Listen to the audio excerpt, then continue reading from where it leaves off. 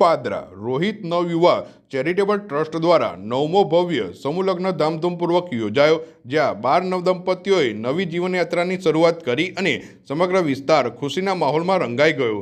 Sangma Narmada canal પાસે આવેલ આશીર્વાદ ફાર્મ ખાતે યોજાયેલા આ સમૂહલગ્નમાં રોહિત સમાજના 12 જોડાઓએ વૈદિક વિધિ મુજબ પ્રભુતામાં પગલાં પાડ્યા હતા. ટ્રસ્ટના પ્રમુખ મનીષભાઈ મકવાના ગોડાવાડા અને તેમની ટીમ દ્વારા ભવ્ય આયોજન કરવામાં આવ્યું હતું. વડોદરા જિલ્લાના સમ્યાલાના લક્ષ્મીપુરા ગામેથી નીકળેલા વરરાજાઓના વડઘોડાએ સૌનું ધ્યાન ખેંચ્યું. 10 ડાન્સર ઘોડા, 2 ઘોડા બગ્ગી અને ડીજેના તાલ સાથે નીકળેલા વરઘોડામાં જાનૈયાઓ દિલ ખોલીને ઝૂમી ઉઠ્યા હતા.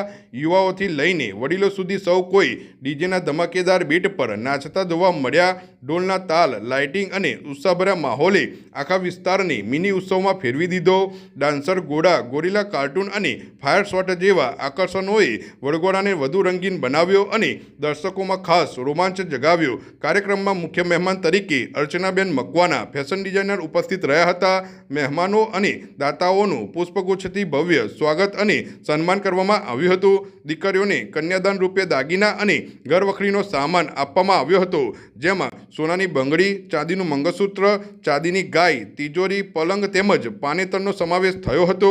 સમાજમાં વધતા ખર્ચને રોકી અને એકતાનો સંદેશ આપતા આવા સમૂહલગ્નો પ્રેરણારૂપ બની રહ્યા છે. પાદરામાં યોજાયેલ આ ભવ્ય સમૂહલગ્નએ સમાજને એક નવી દિશા આપી છે. નમસ્તે, મારું નામ અર્ચના મકવાના છે અને આજે હું મનીષભાઈને લીધે આટલું સરસ પુણ્યનું કામ કરી શકી છું. એટલા માટે મનીષભાઈનું જે રોહિત નવયુગ ચેરિટેબલ ટ્રસ્ટના પ્રેસિડેન્ટ છે, હું માનું છું, એમને મને આ સૌભાગ્ય આપ્યો છે. તો આ બધા વર્ષ મારા તરફથી જે નાની મોટી સેવા થઈ કરી છે. જમવાનું બહુ જ અપ્રતિમ હતું, એટલે મારે માનવું પડે કે જમવાનું બહુ સરસ રીતે એમને મેનેજ કર્યું છે.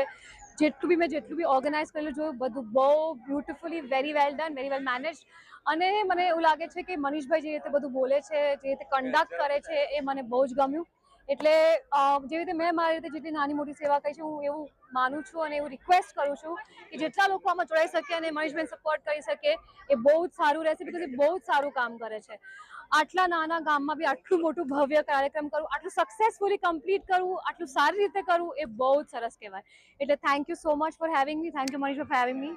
અને તમે સૌ બધા જોડાવજો એમની સાથે, એમને હેલ્પ કરજો. જેવી રીતે તમારી થતું હોય, સેવા કરો, કેશથી કરો, આવીને મદદ કરો, જેવી રીતે કરી શકો, એ તમારા માટે સારું જ રહેશે. પુણ્યનું જ કામ છે. Thank you.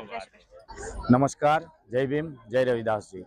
મિત્રો, આજે 26/4/2026ના રોજ સાંજના ટાઈમે રોહિત નવયુવા ચેરિટેબલ ટ્રસ્ટ તરફથી સમૂહ લગ્નનું આયોજન કરવામાં આવ્યું હતું.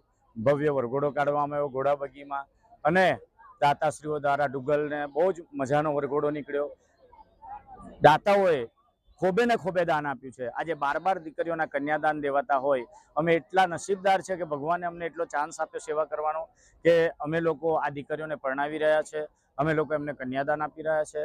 આ કાર્યક્રમ કરવા માટે, આ સેવા આપવા માટે જે દાતાઓએ મને દાન આપ્યું છે, જે સમાજના આગેવાનોએ મને દાન આપ્યું છે, જે મારા વડીલોએ દાન આપ્યું છે, જે લોકો અહીંયા જોડાયા છે આ કાર્યક્રમમાં કે ભાઈ સમૂહમાં કરીએ, એ લોકોનો હું ધન્યવાદ માનું છું, દાતાઓનો ધન્યવાદ માનું છું, મારા તમામ ટ્રસ્ટીઓનો ધન્યવાદ માનું છું, મારી લગ્ન સમિતિનો ધન્યવાદ માનું છું, તમામ મીડિયા કર્મીનો ધન્યવાદ માનું છું. અને અહીંયા નાની મોટી જે પણ સેવા કોઈ આપી હશે, એ તમામનો હું દિલથી આભારી છું.